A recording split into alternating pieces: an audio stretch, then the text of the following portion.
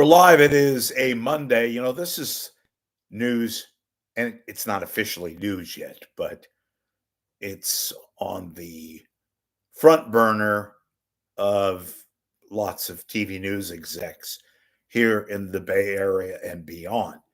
And it has to do with layoffs. Now, you would think, wait a minute, before I get into this point, it has to do with layoffs at the Bay Area news stations, the TV news stations, three of whom are owned and operated, so-called O&Os, like ABC, Disney, CBS, KPIX, NBC,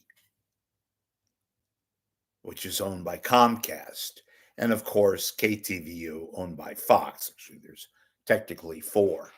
And it's across the board.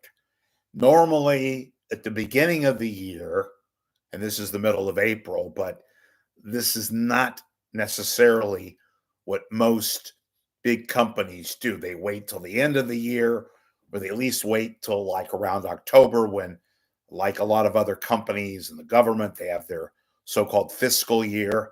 That kind of gives them an idea how much they have budgeted, how much they could spend, what kind of things are on the front burner, the back burner. So traditionally, big companies, and that includes the broadcast entities, they wait. Now, there's a lot going on in the world. I don't have to tell you about tariffs and the economic uncertainty, the whole thing. That affects broadcasts too, because you have a whole, kind of tentacle upon tentacle upon tentacle with consumer goods, consumer confidence or lack thereof, when they tend to buy less. And this involves everything across the board. You already heard on the news with regards to liquor and furniture, cars. This tariff situation has become quite irksome. Well, when people have less confidence in buying a car, or maybe they don't want to rush to buy a car right away, even though it looks as if there could be a gigantic amount of cost in the future of buying a car, especially from Japan, you'd think they'd make the move. But a lot of people are just sticking with their used car. But that has a huge effect on the broadcast companies. How so? Well, advertising. The upfronts are not until much later in the year, but they have an impact on future spending with regards to the fall schedule, which is they're planning right now, even though we haven't really hit the peak of spring. They're talking about the fall, and some outlets are even now talking about the beginning of 26, which figures to be a good year. It's an election year, even though it's midterm.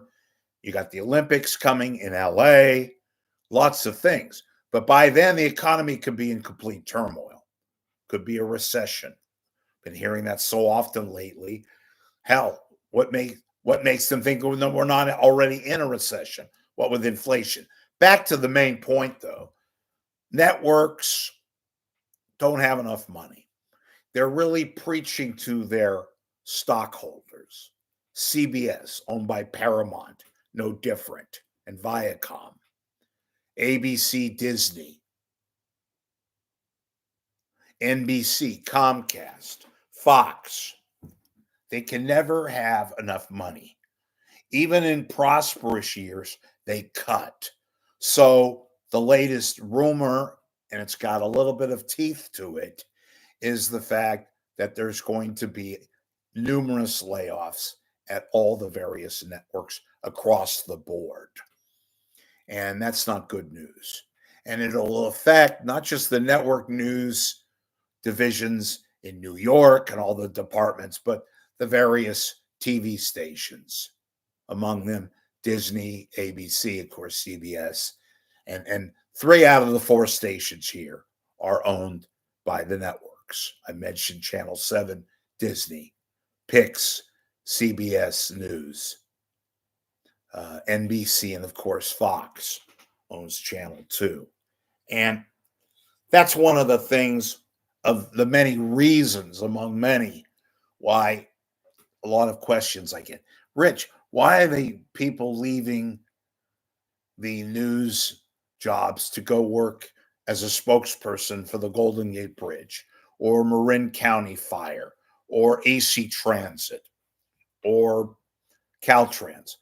This is one of the many, many reasons. All of a sudden, no, it's been going on this way for many moons now. The situation at the various networks, and these are behemoth companies, and they have a lot of money, but their bottom line is it dictates everything. So consequently, you have these layoffs that are upcoming. Now, I don't know the specifics. Could involve everybody, whether it's technical people, cameramen, news writers, assignment people, good old fashioned on air people like anchors, reporters themselves. Again, don't have the specifics. Just hear that at the end of April, perhaps by the middle of May, there's going to be a round of layoffs because of the nature of the beast. A lot of that might have to do with the uncertainty of our economy right now. Although I tend to believe some of these economics guys, experts, stock market people who believe that the economy is so strong and robust that it has a way of taking care of itself. So while this might be a bigger than normal blip on the economic radar screen, and this being the tumultuous situation regarding the stock market, but that has a effect with 401ks and all that. A lot of people are having, very, very conflicted moments at night with their retirement. So, look, I'm not an economics guy. I watch CNBC, I read various outlets, try to be informed. Who knows what the hell is going on in that department? But when there's uncertainty, when there's complete unadulterated conflict and all the news, and there's rumors about national security and Middle East tensions with Iran and Europe and what's taking place in the Balkans with Russia and Ukraine and our own inflation, that doesn't lend itself to a stable economy. That said, what takes place in the stock market has been the case for many moons now. The stock market is economic Russian roulette, in my book. Many Americans don't even have any kind of involvement in the stock market. They have a 401k, but that's something that is offered for by good companies, by the way. But nevertheless, all of this has an impact on budgets and forecasts and an economy and times that are uneven. So, what I'm hearing through all the various sources is layoffs, dramatic amount of layoffs are coming to the various networks. Nothing is etched in stone, it never is.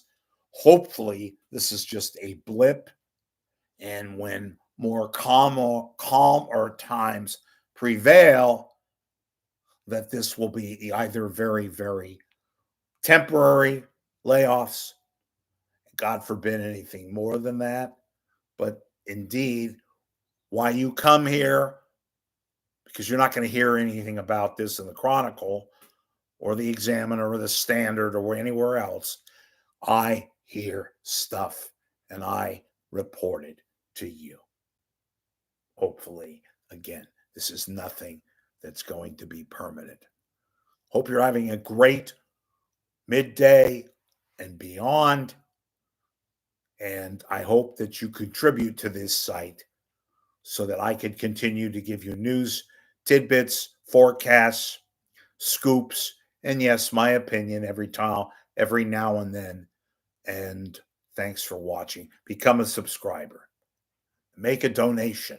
I will personally thank you there too. Thanks for watching.